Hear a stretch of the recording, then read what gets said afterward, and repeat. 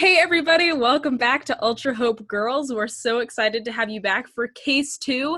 Just so you guys know, this podcast will spoil through Chapter 2, Trigger Happy Havoc.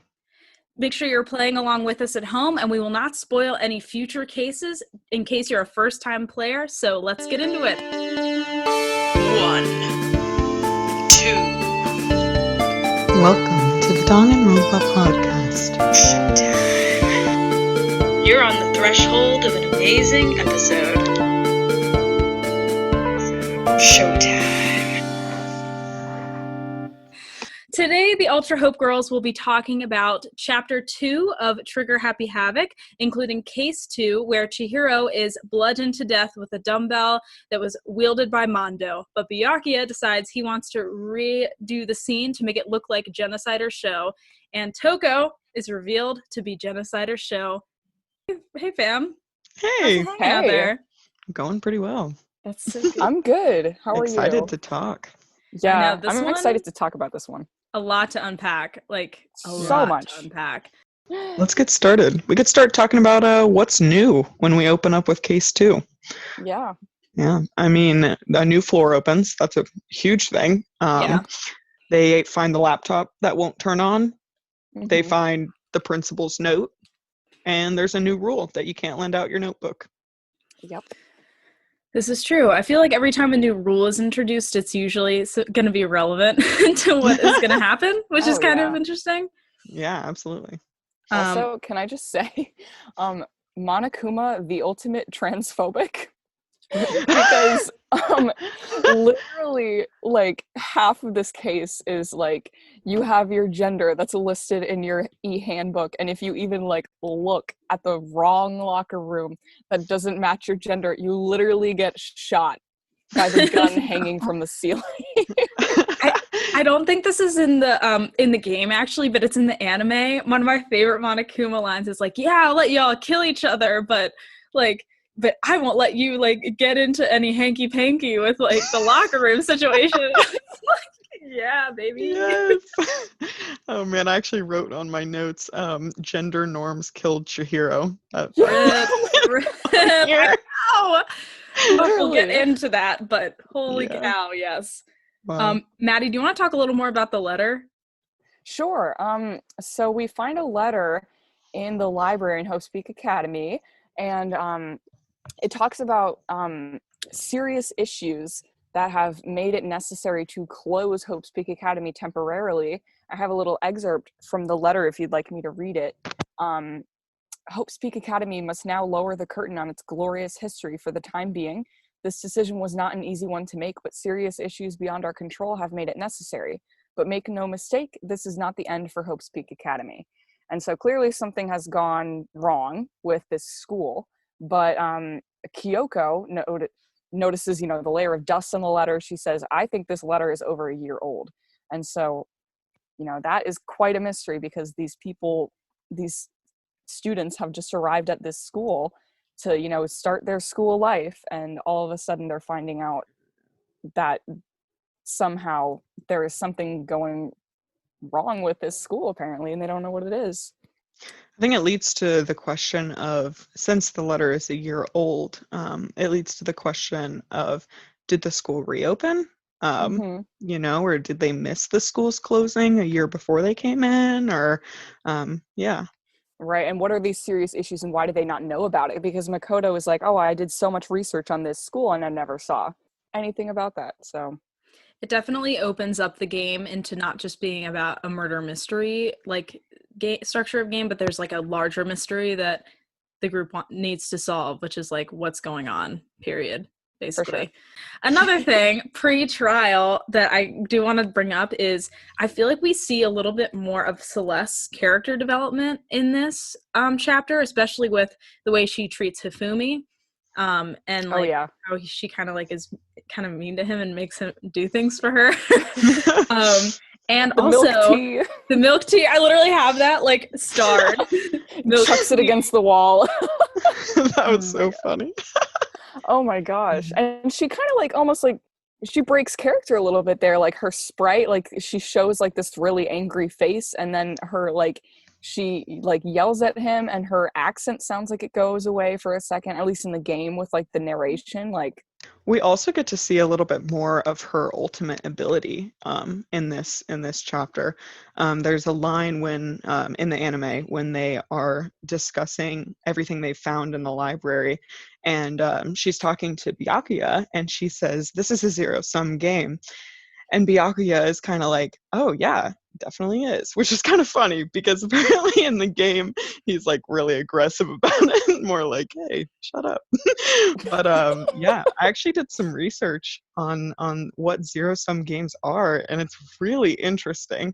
I'm gonna give a shout out to the YouTuber Teal Swan because I did not understand game theory, and her video made it a lot easier to understand. So, game theory and the zero-sum game is a mathematical representation of a situation in which each participant's gain or loss of utility is exactly balanced by the losses or gains of the utility of the other participants. So basically, it's a win-lose scenario. Someone's going to win, someone's going to lose. And what's interesting that the YouTuber that I mentioned talked about is how being in a zero-sum game affects relationships.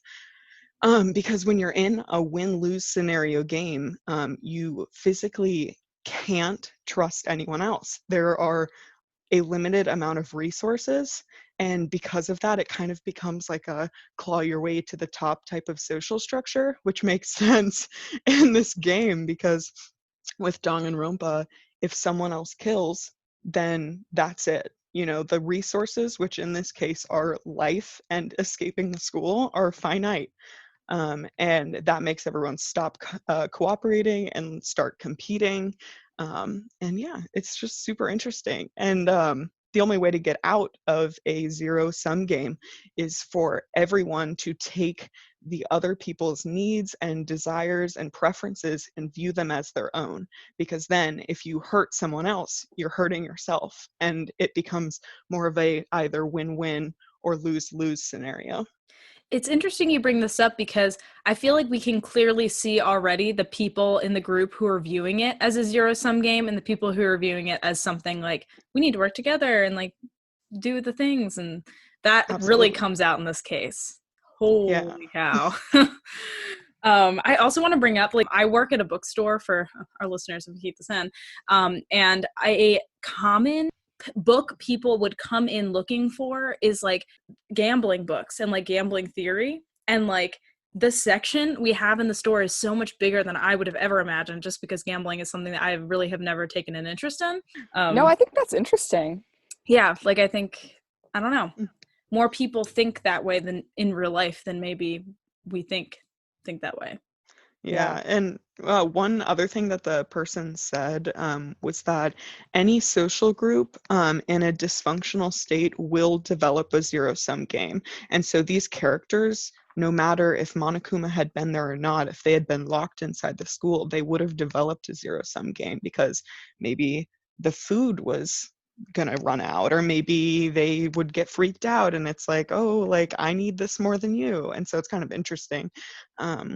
To know that the only way out of this game would be to work together. Yeah, and it's kind of interesting because I think it's Celeste also that might have said earlier on in the game, actually she might have actually referred to the killing game as like a prisoner's dilemma.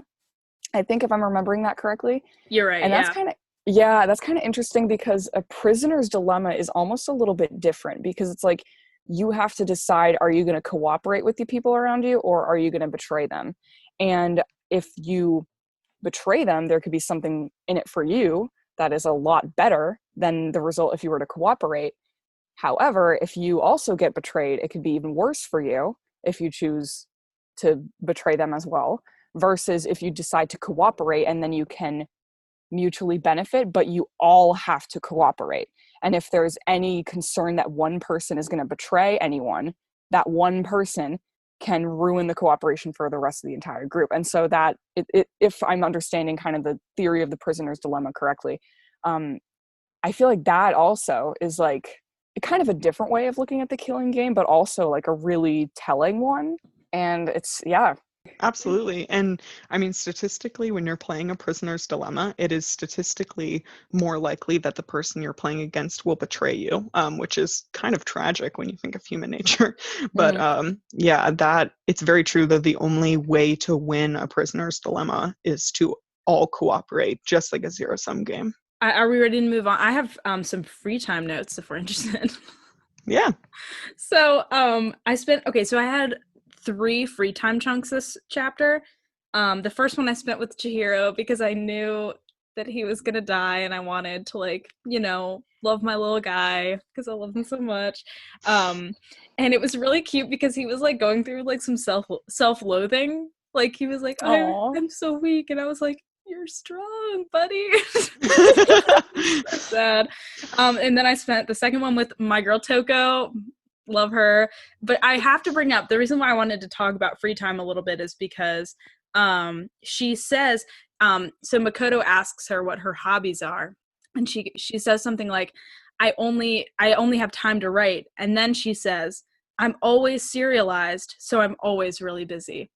And I just think that is such an interesting, like, I had never thought about the connection between like being a series writer and being a serial killer. Like there is a connection there that I had not thought of. And I think that is it's a nice little foreshadowing moment for the game because I was like, oh, and I knew, obviously, I was like, oh man, it's coming, baby. But next I have the quote, sauna bros. Yes, the sauna bros. That is one of my favorite memories from the first game, playing through the first game. It was just so good, and I know I mentioned it in one of our last episodes, but Taka is the guy who I got from our first personality thing. And yeah, so I just kind of felt a personal bond there with how his friendship formed with Mondo. It's so good. I love their bro moment, their bromant, if you will. I just want to point out, like, kind of unexpected, maybe not totally unexpected, but from the picture we see in the sauna, Taka is jacked. Like, he's got some muscles. Like, what? He's got like a 6-pack. Like, I almost kind of wasn't expecting that, but I'm like, okay. And I love their whole dynamic because I feel like it's, especially the sauna scene, is like a critique of toxic masculinity. Like, wow, look at how far men will go just to prove they're manlier than other men. Like, look at how ridiculous this is. They're going to give each other heat stroke. But then they like reject that notion and they come back and they're like, it doesn't matter who win. Like, we're friends, we're bros. Like, our manly bond is all that matters. And I just love it. I feel like it's critiquing toxic masculinity and saying, like, here's the better alternative, the manly bond. And I just love it. I would go so far as to say that this entire case is about toxic masculinity. That Amen. is the theme. That's true. This. It is like, we'll get there, but I mean, I think that is just the beginning of the discussion throughout this this case. So yeah. do we ship Ishimondo? Is that what people call them? Yes! I ship them so hard. Like, whether it's a bromance or a romance, I don't care. I just love them. I love it. Oh, yeah. I do too. I love it. I love it. And I think, I mean, seeing how, especially like how loyal Taka is to Mondo, like, I feel like that is just like, they do have a special bond. And there might be something there a little bit more than like friendship. Like, I don't know, maybe they're a gay couple. Maybe they're just friends. I don't know, but they clearly have a very, very special bond. I know, and it's kind of it's so cute because it's like Mondo is very like rough and tumble and like less like doesn't care as much about like the rules and stuff, whereas Taka is literally the ultimate moral compass. And I think that match is like so perfect. It's so good. So cute. My next notes go to finding the body. So do any of you guys have things to say before that? Yeah, I brought up the embarrassing memories, the motive. I want to talk about that too. Yeah. I sure. mean, I have the ones that we know that are on here. We know Makoto's. LOL, that was really funny. Makoto was so bad. So basic. I was like, okay, Makoto. I was like, I don't think anyone's gonna commit murder if they're all like this. Like, I was like, all right. And then I actually thought that that the juxtaposition between Wet the Bed and like Chihiro's of I'm a boy or Mondo's of I killed my brother, like that is so intensely different. Like, I mean, that means Makoto's a really good guy, one, because he's never done anything like, I don't know that I'd call killing my brother embarrassing. So these might have a little bit of a misnomer from Monokuma, but I did think that was interesting. Yeah, I have go ahead, Maddie. Oh, sorry. I was going to say, like, I agree that this kind of motive is one that kind of differentiates people because the motive is going to be so much stronger for some people than others. I mean, for some people like Makoto wet the bed until he was in 5th grade. Like, that's embarrassing, but you're not going to kill somebody to keep that secret. And speculating on what the other people's secrets might have been. I mean, Taka said, like, he was like, we should just share ours and then the motive will be gone. So his probably isn't that bad. Hina seemed like she was willing to share hers, so hers might not be that bad. But like, there might definitely be people in that group who, I think it's Byakuya who says, like, you know, it's foolish to judge other people based on your own morals or based on your own, like, hang on, I'm trying to think of a better way to phrase that. I have the quote written down. Yes, please share the quote. It is, to judge others by your own standards is a height of folly. And I think that I actually had it highlighted as, like, I think that quote, I've done this unintentionally the first time too, so maybe sharing a quote that encompasses the case is my thing. But I think that quote is, like, what this case is about. Yeah. At its core. Yeah, I mean, it really is, because it's like you don't know, like, what other people have going on in those heads of theirs. You don't know what, you know, they have in their life, and it's just so, yeah, I mean, I agree with Byakuya there. I just thought it could be interesting to, like, kind of speculate on what the other characters' secrets might be. One thing that stood out to me was Celeste says it would be, quote, impossible, unquote, to talk about what her secret is. And so I wonder what that means. I don't know if it's something that, like, if by impossible she just means, oh, it's impossible, like, I'm not going to do it, I'm not willing to talk about this. But, or if she means impossible, literally, like, she can't tell or, like, can't explain it or something. I don't know. I thought impossible was an interesting choice of word. I wondered a little bit if hers had been something to do with, like, cheating at one point with gambling. I don't know why that would make it so that she couldn't possibly say it.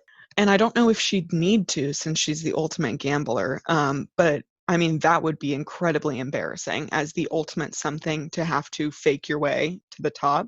Also, she is the ultimate gambler. She is the ultimate bluffer. And so maybe it would be impossible for her to say because she is not used to being honest with people. Interesting. Yeah, that could very easily be it. Yeah. Drop the mic. Oh my god. And so we obviously know what Toko's is. Yeah. Mm-hmm. What is Byakuya's? Oof, good question. I'm not sure. I mean, something embarrassing for him? I could easily see his card saying nothing. You're embarrassed by nothing. Yeah, that's true. I also had the question of, like, how did Monokuma get these? Yeah. How? That's another good question. I don't have an answer. Yeah. It just, maybe he is just so all powerful, like, bigger than we can even imagine. I don't know. I mean, I think Celeste is the one that stood out to me just because of the way she talked about it, which I thought was interesting. I'd be very, very curious to see what Kyoko's is, because she's, like, a very kind of mysterious character. I bet Hifumi's said, you like girls in 3D. Yes! You're right. That's the only right answer. Yeah. Important to mention, Toko expresses interest in Byakuya. Like, interest. And we have a very split room on this category, let me tell you, my friends. Because I personally, and again, I haven't played through the whole game, so there might be some things that come up later that makes me change my mind, but I've always loved the pairing of Toko and Byakuya. I think that it's, like, the only one that could work for both of them in a way, because it's like she loves him as much as he loves himself. And it's like, just, I don't know, I always love it. Also, I love Byakuya, so yeah. Yes, Meryn. I think that in a way it's the ultimate sadist and the ultimate masochist paired together. And I mean, I love them. I don't know that I would call it healthy, but I also don't know that I could find a person who's better suited for either of them, you know? Also, like, Toko is like constantly a ticking time bomb of like, will Genocide or Show come out? Byakuya loves that stuff, you guys, because he is out here like taking a risk. I don't know, you know what I mean? Like, I think he likes that kind of too. So, in regards to your split room comment, I am the odd one out of us three. I do not support Byakuya and Toko as a relationship. I love both of them as characters. I really do. I mean, like, Byakuya is like really can I say he's an asshole? Like, is that too much cursing for this podcast? No. So Honestly, whatever. like, Byakuya is a total asshole, and if he were a real person, I'd be like, I hate this guy. But as a character, I love him. Like, I just love him, and I know I'm supposed to hate him because he's awful and he's like probably a literal psychopath, but I love him. And Toko, I love her for like her own reasons, and but I just, the relationship, and this might be me taking it a little too seriously and not just being like, oh, it's just fiction, you know, but I just think the relationship dynamic is so abusive and so toxic and so unhealthy. And I also really just think, for me, I don't see how like Byakuya likes her. Like, I think all that I see is like Byakuya literally detests her.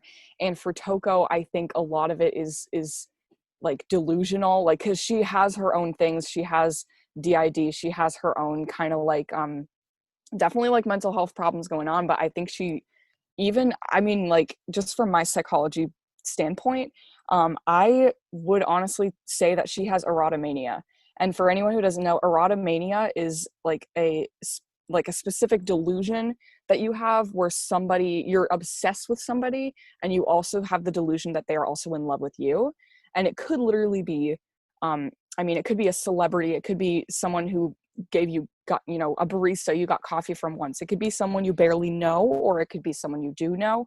But it's a it's a very strong and powerful delusion. And I think the example of Toko, saying, oh, Byakuya told me that I stink, he told me I need to go take a bath, like, that means he really cares about me. Like, to me, that is like classic textbook erotomania, like looking for reasons why and like twisting everything into a reason why they like you instead of like, even if they hate you. Yeah, and it would make sense for her to have that, like, considering she's she's a romance novelist, like erotomania would be very fitting for her, I think. But I can't ship Byakuya and Toko. I just can't do it. I think it's too easy to say that he doesn't care for her. Like, I hear what you're saying, and I can't give you any examples right now because it comes up later in the game. But I think that there are times where Byakuya cares about Toko pretty evidently in his own way, which is a pretty strong statement just because, I mean, he rarely shares any emotions that aren't disdain.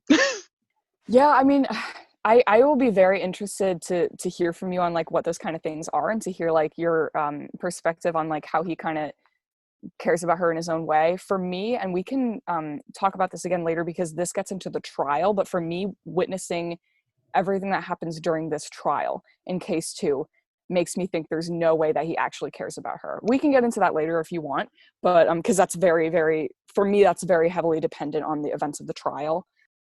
All right, you guys, so we're going to take a short break, and we'll be back with more Danganronpa investigation and trial right after this.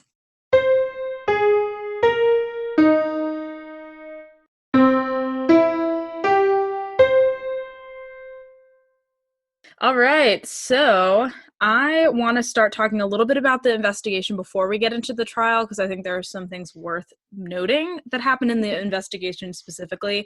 One is that Monokuma introduces the two-person rule, specifically for a potential serial killer so that they don't just kill everybody. But also I think that is just worth noting. Again, rules sometimes affect future things, so it's a rule is always an important thing to note. Yeah, there's a reason for every rule. Yeah, exactly. And so my second thing is more of like a question. and seeing if you guys have anything, to like talk about with it. Why does Byakuya trust Makoto now? How do you know he trusts him? Why does he give him the information that he does?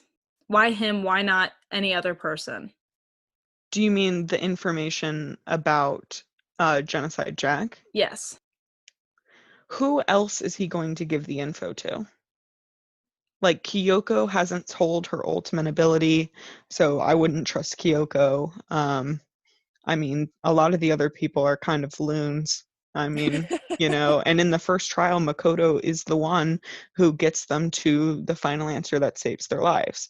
That's true. That's true. And I think, Byakuya refers to Makoto's quote-unquote talent that allowed him to solve Sayaka's case, which I think is interesting because I don't know, do we think that is accurate? Do we think that Makoto showed, was especially talented at, kind of figuring stuff out? Or do we think that it's kind of, I mean, I would also be like, well, I was the person controlling Makoto. It was me figuring stuff out because I was playing the game. But like, but I also feel like Kyoko, I mean, yeah, like there's an issue of trust there because she hasn't revealed what her ultimate ability is. Like she hasn't really told anyone anything about herself, but she clearly is very smart and she clearly figured stuff out and was miles ahead of everyone else in that trial and in this one too. And so I can't help but wonder if Makoto is really the one like that Byakuya should be, relying on with that. So I have two comments. One, I would hesitate to say that Byakuya now trusts Makoto. I don't think Byakuya trusts anyone ever in this game. He's very cautious not to do that. And with Kyoko, if I met someone who was incredibly intelligent, who did not trust me with anything, you can bet I wouldn't share anything with them. I mean, I know they're intelligent and I'm in the middle of a killing game. And if I had to pick someone who I thought could successfully murder me, it would probably be her. She's quiet and very intelligent. And like that is a dangerous combo. Dangerous woman. Yeah, she's Ariana Grande. Yeah, I don't know. I just thought it was worth discussing. And the way he approaches it, he's so like, oh, I've decided that you're going to work with me on this case. Yeah. And I was like, all right. Guess we don't have any option there, buddy. All right. Trial time? Trial time. Can I just say something now that we're moving into the trial? And can I just say one thing? Is that can you imagine how confused Mondo must have been throughout this entire investigation and trial? He's like, what the hell is going on? Like I can't imagine, like, just all of a sudden finding Chihiro, like, strung up like that with the words written in blood, like, with bloodlust written on the wall in Chihiro's blood. And Mondo was like, I didn't do that. Like, what on earth is going on? And then there's this whole thing about a serial killer, and this poor man must have just been like, what on earth is going on? I think if it had been me, if I were Mondo in that situation, I would know that I was not making it out of this. Because that means that between the time I murdered someone and like now the investigation, someone has seen the scene and had enough time to change it that drastically. Like, I think I would be incredibly worried that someone saw. Like, that would be one of the only possibilities in my mind. Yeah. I hear you. And I think I actually completely forgot about the twist that Byakuya was the one who staged the body like that. Oh my god. He loves having his like fingers in this game and controlling it. Like he knows, like he knew who killed Chihiro before anyone else did because he witnessed Mondo leaving the locker room and went in and said, "Oh, well, guess this girl's dead. Let me just, touch a dead body of somebody and not respect them at all and string them up." Oh my psychopath. What's really interesting though is that in the anime he did not see Mondo. Like, it is not said that he saw Mondo. Really? Yeah, not at all. And that is so interesting because his reason for changing the scene is completely different in the anime than the game. In the game, he says, like, it wasn't interesting enough. I saw Mondo. That's so boring. I wanted to have fun. And in the anime, he says, I wanted to throw off the killer. I wanted to like watch everyone's face and see who was like really confused about what was going on and was like, I murdered someone another way and it's not right, which is kind of what we were just saying. And those two different motives are so different. Yeah, that's really different. That's really interesting. But I think what's brilliant about this case is it is like flipping the switch on us, and it's showing us what Danganronpa can do, because Genocide Jack, we're out here like, holy crap, Toko is Genocide Jill, and then like, but that's not the only reveal. That is not the only thing that is going to come of this case. In fact, there are going to be 2 more plot twists throughout this entire case, and it is so good. Yeah. I don't know. I wonder if so one note that I had is Byakuya's motive, like his reason behind all of his behavior during this chapter, because it's just a little bit strange. I mean, we know that he is clearly probably a bit of a psychopath, at least a little bit, maybe a little bit more than a little bit. We know that he kind of doesn't really care about anyone else in this game. He wants to win it for himself. He says outright, he's like, I'm going to win this game. I'm not going to die. He says, you know, I'm having fun with this game. I want to make it more interesting. That's why I did what I did. In the anime, you know, it's a little bit different, but messing with the body and, you know, outing Genocide Jack, his reasons for having Makoto kind of lead the way, like in the investigation. But especially just with the fact that he, you know, posed the whole murder scene to make it look like it was Genocide Jack when it wasn't. So I have 2 things with that. We kind of talked about his motive for changing the scene a little bit already. For outing Genocide Jack / Jill, I thought about that for a while, and I think what it is, and this is from me, I think that he does like Toko, and so that is probably going to twist my reasoning a little bit different than I'm guessing how Madi sees it. But for me, him outing Genocide Jill, he said from the beginning that if we got to the end of this case and everyone was like, all right, we're going to kill Toko, that he would step up and say no, because he obviously doesn't want to die. So he outed Genocide Jill, but he knew that it wouldn't kill her. It wouldn't kill him. Like, he's very aware of this whole thing. And so I think he told her secret so that it wouldn't come out later in a way that he couldn't control. He made a very controlled scenario that he had full power over in order to out this very, very terrifying secret. Like, I think later, if she had sneezed in a trial and came up as Genocide Jill, and there was a murder in the future that I won't talk about, then it would have been a lot harder to be like, oh my goodness, there's a serial killer here. We don't know anything about her. And then if Byakuya is over on the side like, no, wait, I know things about her. She only kills this way. Everyone would be like, yeah, okay, it's a serial killer. We're going to vote for her. So I think that he, by exposing her secret in a very controlled way that he knew he wouldn't lose, saved Toko. So that's a very interesting take on it. I think that that's something I hadn't considered. For me, I struggle with feeling like that this is any kind of like reflection of him caring about her, because yes, he would have stepped up and stopped them from voting for Toko, but that's also because he personally would have died if they had gotten it wrong.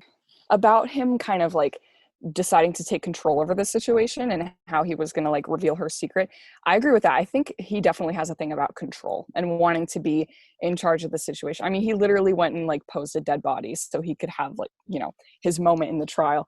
But I think for me, I mean, it just felt so, it felt like he was just, you know, like tormenting her with this thing, because, you know, he literally says at one point in the trial, he was like, you know, like that, you know, having the secret come out would destroy you. It would devastate you. And yet here he is revealing it to everyone.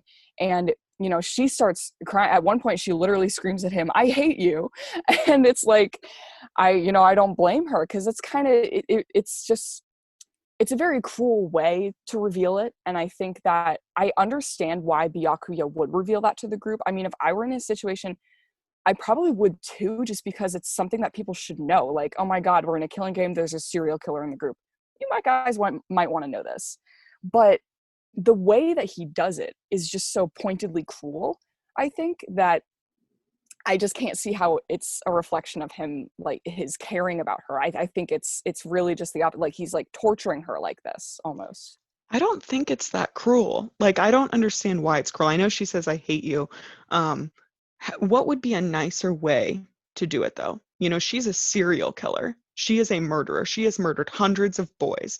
Like, should you really care that you're outing her? Like, she is a murderer, you know? And, like, I don't know what a nicer way to do it is. He saved her life by outing her now. And so I don't know what a nicer way to be like, hey, guys, just so you know, trial's over. This girl right here, murderer. Like, I don't think that would be any nicer. It's still revealing the secret. Sorry, Caroline. I wanted to just say, like, could you imagine if it was Makoto in this situation? And he'd be like, hey guys, so we need to be working together as a team and tell everybody our secrets. And so I think it's really important. Toko, do you have something you want to share with the group? And she'd be like, what? What are you talking about? like, are you Makoto's like, I went to bed till the 5th grade. Okay, anyone else? No? Anyway, that's all. I just wanted to make a joke. So the other thing that I just couldn't stop thinking about was the fact that he is telling Toko that, like, you know, he reveals that Toko came to him and told him about her alternate personality in the serial killer thing. Like, she went to him, she told him. Was it a bad idea to trust him? Probably. But and so she supposedly made a promise with him that she would not let Genocide Jack kill anyone. And so according to Toko, she says, oh, you promised you'd go out with me, like, if I kept my promise. And then he says, I never said that. And so I wonder which one is true. Like, if he is just lying, like if he was making that promise just to manipulate her and then was lying about it, or if he really never said that and that is just like another one of her delusions. But you're missing the secret third option where he did make that promise. You know, like you said, he either didn't make the promise or Toko is having a delusion. He could have made that promise and didn't want to tell the group. You know, like, that is not something he would share with the group. So I think that I think you're really against. Oh no, I was saying he might have made that promise and then lied about saying I never made that promise, but he actually did. But was he just saying that to manipulate her, or did he actually not make that promise? You know what I mean? I want to make a comment on the voice acting actually in that moment, because I was listening, and as an actor, I will say that the way that the line is delivered, it sounds more like because the way he says it, he says, I never said that. Like the way it sounds is that he never actually made the promise. That is what I took from it with the voice acting choice. But we might, again, like in replaying the game, find out a little bit more about that situation. So I have a Genocider show fun fact for everybody in the room, because Toko's my girl, Toko's my gal, and I know a lot about her. And so, fun fact, so Genocider show always has scissors strapped to the inside of her thighs. So Toko always has scissors underneath her skirt. That's why her skirt is so long. And it's a lot longer than the other girls' skirts, because it needs to cover that up. It also needs to cover up tally marks for every person that she has murdered, that Genocider show has put on the inside of her thighs. And I just want to bring that up because it is the saddest thing if you think about that for a second, because Toko has to share her body with someone else, and it is just a constant reminder physically that her body is not hers. So one more thing, this is a short thing that I just wanted to say, is that I hate that they use the word schizo in the Hangman's Gambit. I know. In order to reveal her split personality, because I'm like, I mean, I understand, like, the creators of Danganronpa, you know, they probably have limited knowledge on everything, but, like, I mean, just me, I take it so, like, to heart, because I'm coming from a psychology background and this stuff is very important to me, but, like, schizo is just not, like, a good term at all. I mean, are you referring to schizophrenia? Are you referring to schizotypal personality disorder, schizoid personality disorder? Who knows?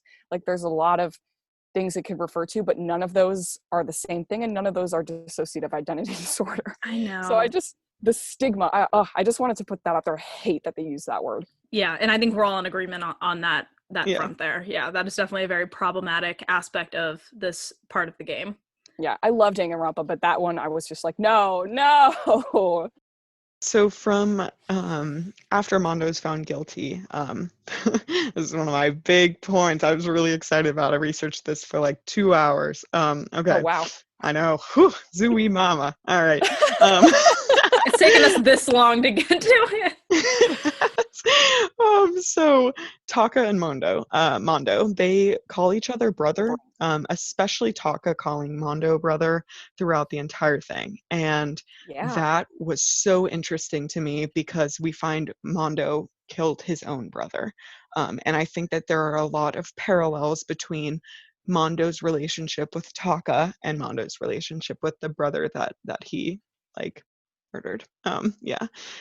Oh, I will say I'm kind of like skeptical of the idea of saying that he killed his brother, though, because it almost seems like, he might have been partially responsible because, he challenges his brother to this race in the street and he's being reckless. But it looks like, I mean, when you watch the little video they give you, it looks like his brother pushes him out of the way of a truck and like saves his life. And so I don't know if that really is accurate to even say that he killed his brother. I mean, maybe that's the way Mondo feels about it. Maybe it's more of a reflection of his personal guilt. But it's a little, because I mean, in the game, when he's talking about like his embarrassing memory, he says, "I murdered my brother." So that's like his take on it. I agree with you that it was more like his bad decisions caused his brother to self-sacrifice for Mondo. So it was Mondo's life for his brother's. But yeah, so murder is probably not the right word, but it is how he feels about it. That's true, yeah. But yeah, so the vote was not unanimous. No. And that is so interesting. I have to also bring up, I think that there is a connection with Mondo's delusion sort of about how he murdered his brother and like him not being able to forgive himself up to this point. And then Chihiro juxtaposed, it's kind of like a shadow reality. Like Mondo took his secret and is reminded of this terrible thing he did.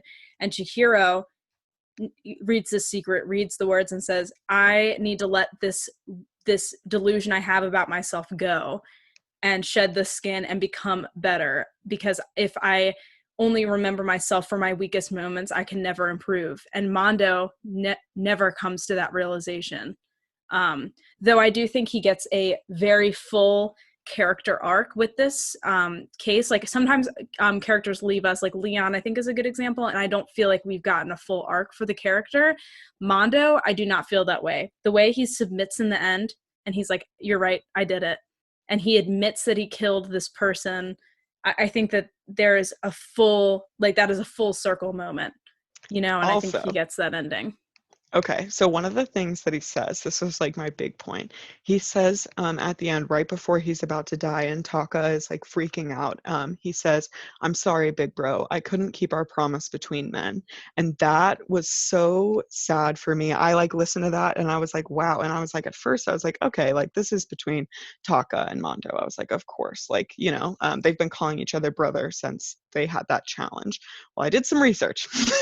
Mondo's birthday is June 9th, and Taka's birthday is August 31st. Japanese students begin high school at 16, and the school starts in April. So the cutoff date is April, which means that both Mondo and Taka were 15 when they started at Hope's Peak, which means that Mondo is older than Taka. And so Taka is not his big brother. And so when he said, I'm sorry, big bro, he was talking to his brother. He was talking to his actual brother. And he was like, I couldn't keep our promise. And so he broke his promise to his brother for a second time. And it was like, that was so big for me because like, oh man, it was just, that made me like almost cry when I found that out.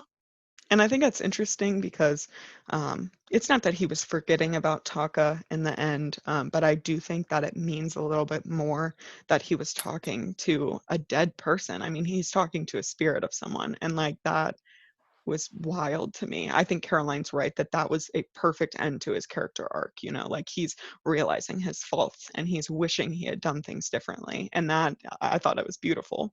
He like forgives himself. And it's like, God, this case is so good. It's so sad. Jeez. Yeah. It's so sad. I don't know if I'd even go so far as to say he forgives himself, but he accepts it. He accepts, like, I've done something really wrong. You know, and it's interesting because he puts up a fight throughout the trial. Like, you know, he says, like, I didn't kill him, like, up until the end when he realizes he's cornered with the e-handbook thing, and then he says, Makoto's like, all we have to do is look at his handbook and then we'll find out. And Mondo says, we don't have to do that. Like, it's true, I killed him. And he just resigns himself to this. And so I think it's like he is like desperate up until that point to maybe even, you know, get out of the situation alive. But then I think it just wears him down, and the guilt becomes too much for him. Yeah. So I have, I think this could be the final discussion question. I just said, like, what is strength? What is weakness? And what role does toxic masculinity play in the way that this case played out with the men involved? That's deep. I think this whole case brings up a lot about gender and what gender should mean and what it does mean and how that differs, you know. I mean, Chihiro decided that Mondo was the ultimate man. He was everything he wanted to be. But in reality, I don't think he is. I mean, I'm pretty sure we can say that confidently, that that's not who he should have strove to be. Yeah, I don't know. It's like Chihiro looked at the skin, like the outside, as what it meant to be a man, instead of looking within himself for what it means to be a man. And I'm very sad that, like, he will never actually get to realize that for himself, because he died thinking that is what is the expectation of being a man, when being a man can mean wearing whatever the heck you want. Right. Yeah, and Mondo even says that part of the rage he felt and the reason he kind of, you know, I guess if we're calling it like a crime of passion, that Mondo just like snapped and, like, you know, he even says, like, Mondo says, I was jealous of him because he was showing a strength, like a genuine strength that I didn't have. Because I think he says, I don't have the exact quote, but he says, you know, Chihiro had the strength to actually stand up to his weakness and acknowledge it and be like, you know, there's part of myself, you know, there is a part of myself that I don't like and I want to change and become better. Versus Mondo, who just kind of tries to, I guess, shove it down, like bury it, don't acknowledge it, like, I am strong, I am a man, like, I have no weakness. And I think Mondo realizes that at the end and realizes, like, damn, that's not what strength is. Like, it's really something a lot more deep than that. I would almost argue actually that Chihiro is the ideal man. Maybe not in the beginning, but by the end, where he realizes, or he is realizing that he can overcome his flaws and he can be whatever he wants to be. Like, that to me is more of an ideal than just a body type. Amen, Meryn. That's all I'm gonna say to that. Oh my God. Man. Wow. I also, really quick, I have up here as like a very highlighted note, something very neat about these games is that no matter how convoluted the cases get, it always comes back to the motive. Always. It is always about that. There is almost never a situation up to the point that I've played in the games where it has nothing to do with the motive. Yeah. Which I think is worth noting. I think we should also talk about the post case, at least for just a second. Oh yeah, yes, I agree. Yeah. So something interesting about the post case I noticed is that Monokuma is playing Cat's Cradle with his fingers in the chair. And that is an interesting game. It's a game with string where you're trying to create new shapes and you can get to like an ultimate shape. And there, I went on a page to look at all of the different shapes. Is this in the anime that he's playing it? No, it's in the game. after In the the game. case. Oh, okay. I In didn't the notice that. anime, he does not talk to anyone after. There's that scene, it doesn't exist. And so I went into the game to see what was going on. But he's playing Cat's Cradle, and it's interesting because Cat's Cradle takes 2 or more people to win. You can't win by yourself, and I think that that's interesting, especially with what conversation is happening during that time. And 2, I could be really wrong, so I'm sorry to all of the very big Cat's Cradle fans out there if I am, but the shape that he had on his finger was the diamond shape, if I'm right, and Mondo's gang is the crazy diamonds. And so I just thought that that was a little full circle thing, but yeah. And what we learn in this scene, the information that we get to move forward into the next chapter, is we learn there's an introduction implying that there is somebody in the group who is a traitor. And there is a question asked by said student of who the 16th student is. Yeah. And we're left on that note. So Monokuma also tells that person, this mysterious gray person, that they were supposed to make the first move. Yeah. And it didn't happen. But yeah, I think that might be a wrap on case 2, my guys. Wow. Hope you guys enjoyed. All right, so we actually got our first audience question from Facebook, and this question is from Emily, who asks about Chihiro's gender. We did use she, her pronouns in the first episode to talk about Chihiro, which is apparently a big topic of debate in the fandom. So Emily was curious to see what we had to say about that. And the primary reason we used she, her to talk about Chihiro in the first episode was to avoid spoilers about the revelation that Chihiro was actually a boy in the second episode. But it is an interesting topic to discuss in the fandom, Chihiro's gender. Definitely. For me, this question boils down to gender identity versus gender expression, which, in case you don't know what those terms are, gender identity is the gender that you feel you are on the inside, in your heart of hearts and your soul.